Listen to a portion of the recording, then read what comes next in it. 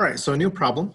When professional golfer Jordan Spieth hits his driver, the distance the ball travels can be modeled by a normal distribution with mean 304 yards and standard deviation 8 yards. On a specific hole, Jordan would need to hit the ball at least 290 yards. Okay, so that means 290 or more to have a clear second shot that avoids a large group of trees. What percent of Spieth's drives travel at least 290 yards? Is he likely to have a clear second shot? All right, so the information that's important here is that we're dealing with a distribution with a normal shape. We know the mean and the standard deviation. And what's of interest is a distance that is at least 290 yards.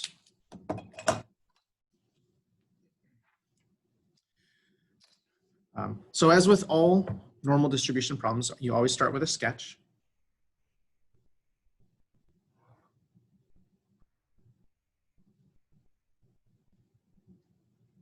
Okay. So when you're starting out with your number line, there should be 7 marks. Okay, 1 mark in the middle for the mean and 3 marks to either side to show the increments of the standard deviation. So we have a mean of 304, and then we need to go increments of 8. So this would be 312, 320, 328, and then subtract by increments of 8. So 296, 288, and then 280.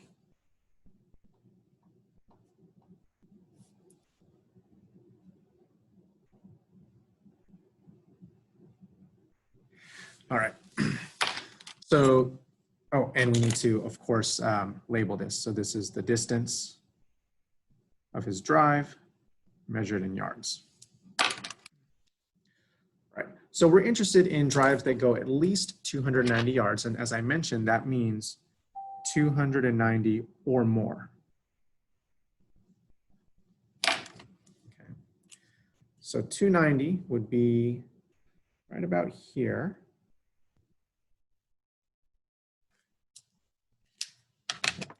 And then we're interested in the percent of drives that will go further than that. So we're going to shade the right tail.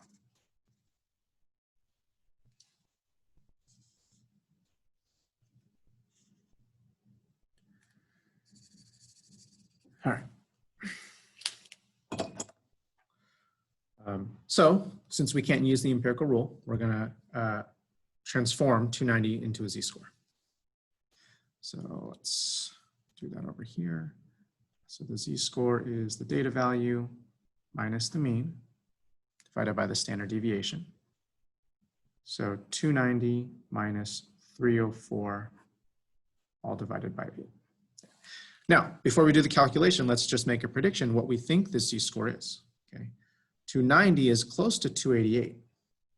And 288 would be 2 standard deviations below the mean.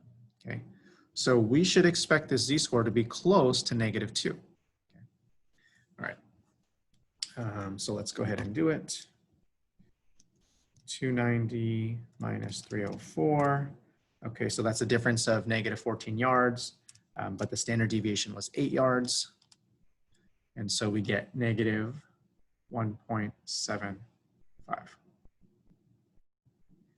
Okay, so that's our z-score. All right, at this point, we could go to the table. Okay, so let's just kind of sketch the table. Okay, so we're going to look up -1.7 in the first row and then 0.05 along the top.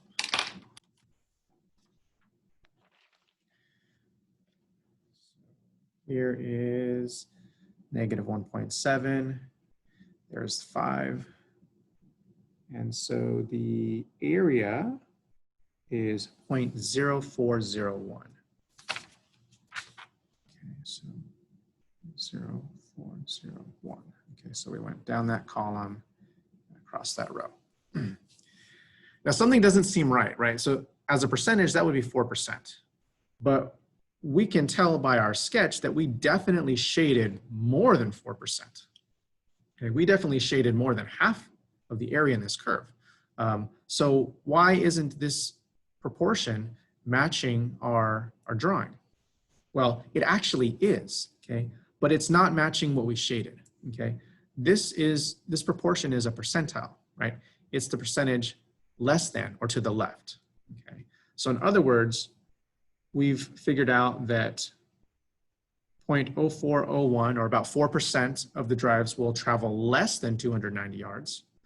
So to figure out the percent of drives that travel more than 290 yards, well, we need to use the fact that the total area is 1, or 100%, and then subtract the other proportion. Okay? So if you do 1 minus 0.0401, you would get 0.9599,